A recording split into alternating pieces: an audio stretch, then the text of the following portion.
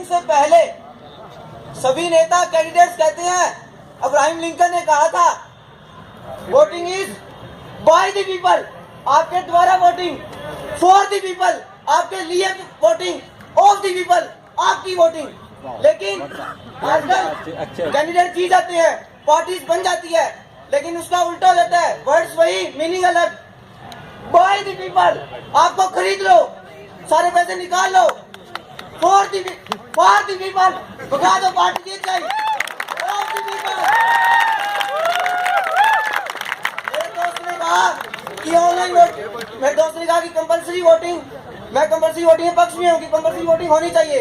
आप बताइए 2008 के अंदर अमेरिका में सिर्फ 64% वोटिंग हुई थी, वहां की सरकार ने पूछा कि 36% वोटिंग क्यों नहीं हुई।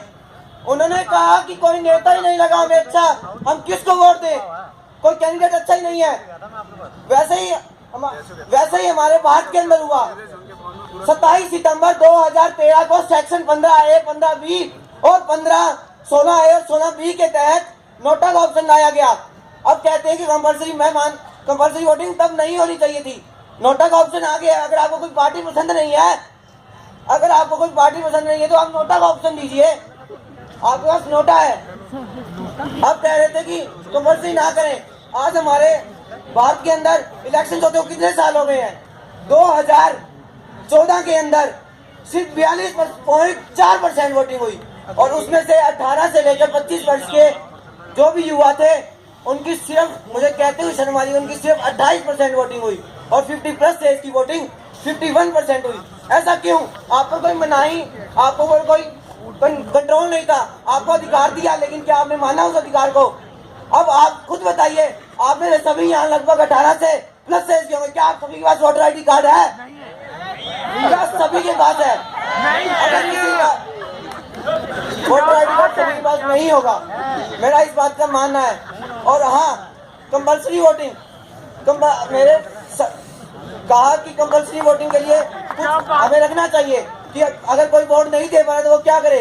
इसके लिए सरकार ने जो भी माइग्रेंट्स है, जो यहाँ वोटिंग देने के लिए अपने बूथ पर नहीं आ सकता, वो बाय पोस्ट बैलेट से अपना वोट भेज सकता है।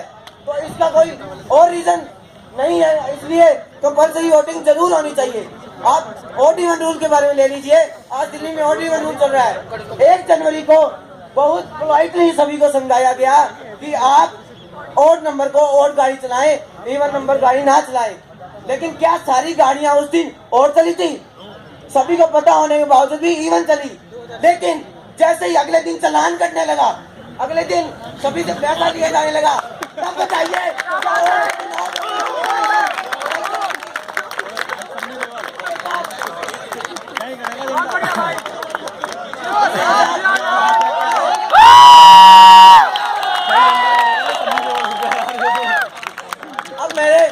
कहा कि सभी को पॉलिटिक्स समझानी चाहिए कि आपको किसको वोट देना चाहिए, किसको नहीं देना चाहिए।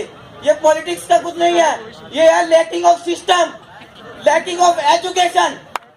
क्या लैकिंग ऑफ एजुकेशन? आप खुद बताइए, अगर आपको कोई बात का डर नहीं है तो क्या आप वो काम करेंगे? कंपल्सरी का ये नहीं है कि आपको धक्का मारकर भेजा जा रहा है, चाहिए आप वोट दीजिए। कंपल्सरी का मतलब है कि आपका अधिकार है।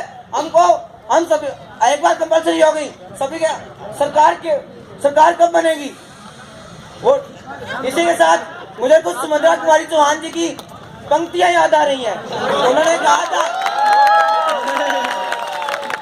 सुभद्रा कुमारी चौहान जी ने कहा था, है पावन ये दिन आज का, है पावन ये दिन आज का, फिर से आह्वान करो तुम। जो ये मतदान दिवस है, आज हम सभी, मेरा मकसद डिबेट का नहीं, आप सभी को जागरूक करना है। तो आप सभी यहाँ से आह्वान लेकर जाइए कि हम वोटिंग जरूर करेंगे। है पावन ये दिन आज का, फिर से आह्वान करो तुम, उसी नींव पर सुशासन का महातुर निर्माण करो तुम।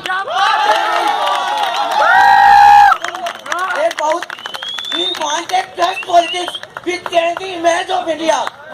हमें वो पॉलिटिक्स चाहिए जो ये पूरे भारत की इमेज बदल सके। ये कौन करेगा? हम लोग। आज मैं वोट डालता हूँ, आप भी डालें। अगर खुद नहीं डालेंगे तो दूसरों को क्या जागरूक करेंगे? इसी के साथ इन्हीं पंक्तियों को आगे बढ़ा